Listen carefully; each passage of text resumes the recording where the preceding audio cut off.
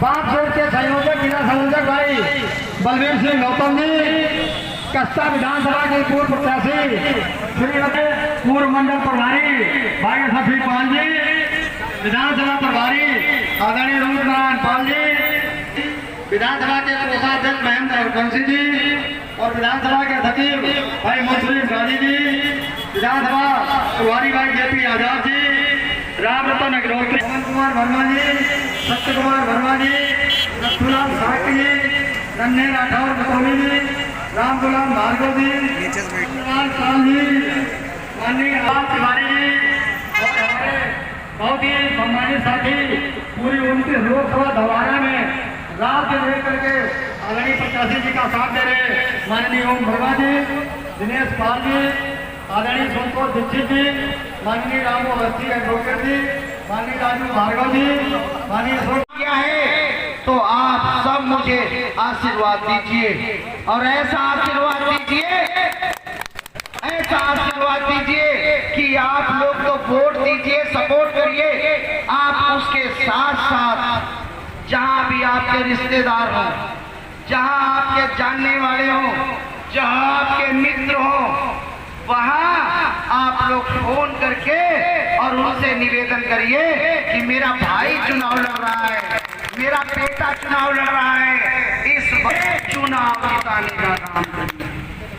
आप लोगों से मैं 5 साल मांगता हूं, मीडिया के सामने मैं इस मंच से कह रहा हूं कि यदि 5 वर्षों में भी मैं भी ऐसा कृत्य करूं, आप लोगों के बीच में ना आऊं, आप लोगों का फोन ना उठाऊं, तो 5 साल के बाद जब मैं आऊं तो मुझे अपने गांव मत घुसने दीजिएगा, मुझे लात मार के भगा दीजिएगा।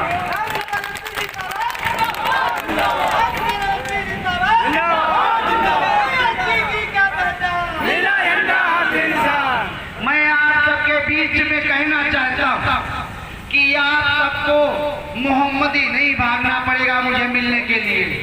मैंने पहले दिन कहा है कि हर विधानसभा में मेरा खुद का कार्यालय होगा और मैं हर विधानसभा में खुद बैठूंगा और मैं आपके बीच आके मिलने का काम करूंगा। आपको ऐसा नहीं करना है कि आप मोहम्मदी आइए और मैं आपको ना मिलूं और मैं घर पे हूं भी और आपके में आके मेरे ऑफिस के 3 घंटा इंतजार करो और 3 घंटे के बाद कोई मेरा साथी कह दे, मेरा सहयोगी कह दे कि है ही नहीं, वो मिलेंगे नहीं, तो ऐसा नहीं करने दूंगा। मैं स्वयं आपके बीच में आऊंगा, मैं स्वयं आपके बीच में बैठूंगा, मैं आपसे खुद मिलने का काम करूंगा, गांव को सड़कों से जोड़ने का काम करूंगा, हॉस्पिटल बनाने का काम करूंगा, बेटियों के लिए शिक्षा पे काम करूंगा और सबसे बड़ा मुद्दा जो सांड और गायों का है, सबसे पहला काम मेरा होगा कि मैं उसके ऊपर।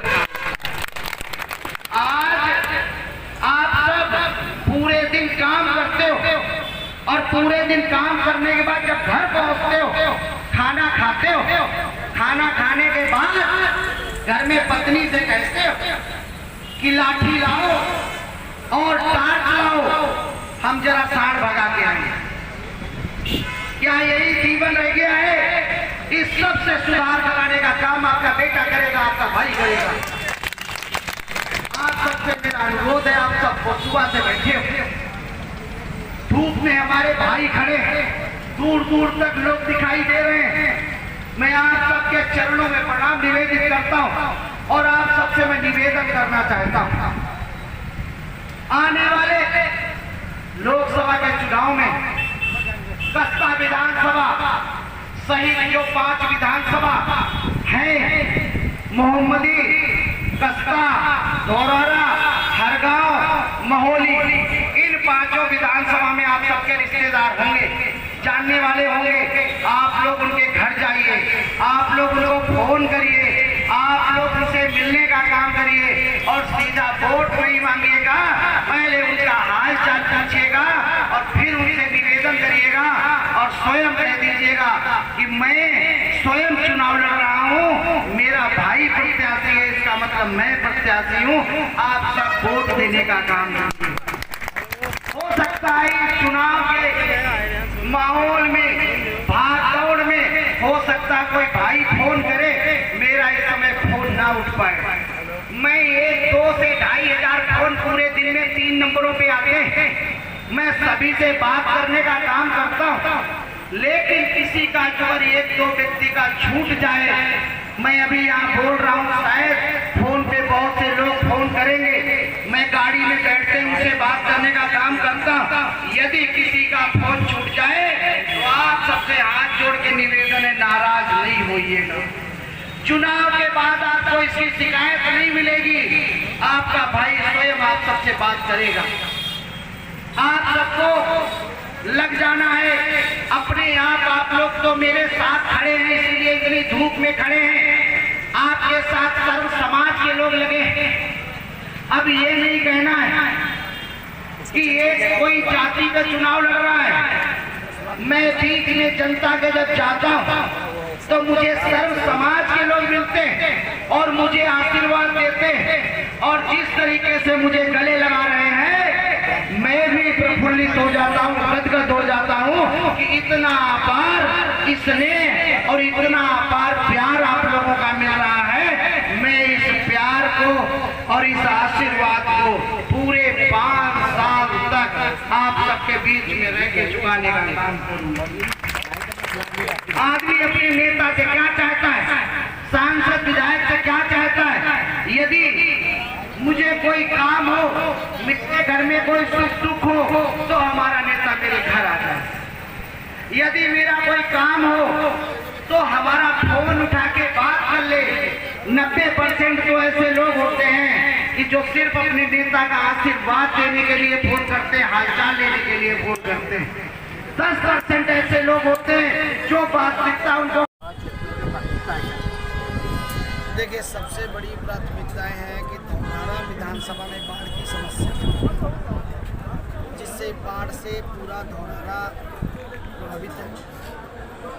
दूसरी प्राथमिकता है कि गाँव को सड़कों से जोड़ना, स्वास्थ्य के ऊपर काम करना, शिक्षा के ऊपर काम करना। बेटियों के लिए शिक्षा के लिए कहीं आसपास में कोई सरकारी डिग्री कॉलेज नहीं है, जो उनको पढ़ने के लिए बड़ी समस्याएं हो रही हैं। जो बेटियां बहुत सी सिर्फ इसलिए नहीं जा पाती हैं कि यहाँ पे कोई कॉलेज नहीं है। तो ये हमारी सबसे बड़ी समस्या है। आज सत्ता पक्ष की 2 बार यहाँ पे सांसद रहे हैं। धौलारा की सबसे बड़ी समस्या है, शायद आपने ध्यान दिया हो न दिया हो, कि लखीमपुर जनपद में जो 3 विधानसभा आते हैं, तो मोहम्मदी विधानसभा को छोड़ दिया जाए तो सबसे बड़ी समस्या है कि यहाँ की रोडवेज की कनेक्टिविटी नहीं है। अगर कोई जिला मुख्यालय पर धौलारा से या कस्ता से जाए तो उसको पूरा दिन लग जाता है। तो इस पर आप क्या विचार करेंगे? देखिए, यहाँ पे जो भी चाहे माननीय सांसद या अन्य नेतागण, इन लोगों ने ध्यान नहीं दिया है इन चीज़ों पे। जनता मुझे आशीर्वाद देगी, सांसद बना के भेजेगी, तो इस पर सबसे पहले मैं काम करूँगा। शिक्षा के क्षेत्र में जो यहाँ पे कोई कॉलेज नहीं बढ़िया है, इस पर आप कोई? बिल्कुल, मैंने पहले ही कहा, शिक्षा पे, स्वास्थ्य पे काम करना है यहाँ पे, और जनता आशीर्वाद देगी भेजेगी, तो इन सब पे काम करूँगा कि जगह जगह लोगों को कॉलेज बने, जिससे बच्चियाँ हमारी दूर तक ना जाए, किसी के साथ कोई घटना ना घटे, बच्चियों को शिक्षा मिले, तो इन सब पे काम करें। अभी जब आपने जो भाषण में कहा कि मोहम्मदी कार्यालय खाली करा जाएगा, तो इस तरीके से कई दबाव बनते होंगे, तो आपका मनोबल भी टूटता होगा। कोई मनोबल नहीं टूटता। आपके साथ जो आपका समर्थक उसका भी मनोबल टूटता होगा। मेरा मनोबल टूटता है, न मेरे किसी कार्यकर्ता का मनोबल टूटता है, न मेरे किसी समर्थक का मनोबल टूटता है। ये लोग जितना सत्ता का दबाव डालेंगे उतना ज़्यादा मेरा मनोबल बढ़ेगा और मैं उतना ज़्यादा स्पीड से काम करूँगा। अभी मैं 19 घंटे काम कर रहा हूँ, 18 घंटे काम कर रहा हूँ, फिर मैं 22 घंटे काम करूँगा, 2 ही घंटे सोऊंगा। अब मेरे ऊपर इन सब चीज़ों का कोई फर्क नहीं है। आप अपना चुनाव किससे मानते हैं, वर्तमान सांसद से या आनंद मौर्य से? देखिए, चुनाव तो सत्ता है तो सत्ता से ही होगा, ये तो आप सब जानते हो, मीडिया के लोग, भारतीय जनता पार्टी से ही चुनाव होगा। लेकिन इतना मैं बता दूं कि जमानत जब्त होने वाली है, इतना तय है। भारतीय जनता पार्टी का मैं कार्यकर्ता रहा, मैंने पूरे देश में बहुत से प्रदेशों में मैंने काम किया है। कार्यकर्ता की उपेक्षा, कार्यकर्ता की अनदेखी, कार्यकर्ताओं के साथ दुर्व्यवहार, ये सबको देखते हुए मैं समझ गया कि अब भारतीय जनता पार्टी में कार्यकर्ताओं का सम्मान नहीं बचा है। इसलिए मैं बहुजन समाज पार्टी में गया और यहाँ प्रत्याशी बनाया बहन जी ने, और आप सबके बीच में हूँ। क्या है कि कार्यकर्ताओं को सम्मान जब तक नहीं दे सकते हैं तब तक मुझे लगता है किसी भी नेता को कुछ भी कोई हक नहीं है कि किसी का कार्यकर्ता के साथ कोई बदसलूकी करे, किसी कार्यकर्ता के साथ मिसबिहेव करे या किसी कार्यकर्ता का फ़ोन ना उठाए। तो इसलिए मुझे लगता है कि जनता के बीच में आना चाहिए था, तो मैं जनता के बीच में। अवस्थी जी, आपने कार्यालय मोहम्मदी में खोला था, बंद क्यों कर दिया उसको? मोहम्मदी में कार्यालय मैंने खोला था। वहाँ जो जनसैलाब एकत्रित हुआ था, उस जनसैलाब को देख के सत्ता पक्ष के लोगों में घबराहट हौसले उड़ गए और डर, उनके हौसले उड़ गए। तो इसलिए उन्होंने दबाव बना दिया कि ये कार्यालय खाली कराया जाए। तो इसलिए मुझे मजबूरन कार्यालय खाली करना पड़ा। शायद किसी व्यक्ति का नुकसान ना हो, ऐसा मैंने सोच के कार्यालय खाली किया। अच्छा, लगभग सभी समाज आपके साथ में है, जोर शोर साथ में आपकी तैयारी बहुत अच्छी चल रही है। इससे कोई प्रभाव नहीं पड़ रहा लोग विपक्षियों को? अब विपक्षियों का विपक्षी जाने, मैं तो अपनी तैयारी कर रहा हूँ। जनता के बीच में सर्व समाज के लोग मुझे आशीर्वाद दे रहे हैं। Thank you sir.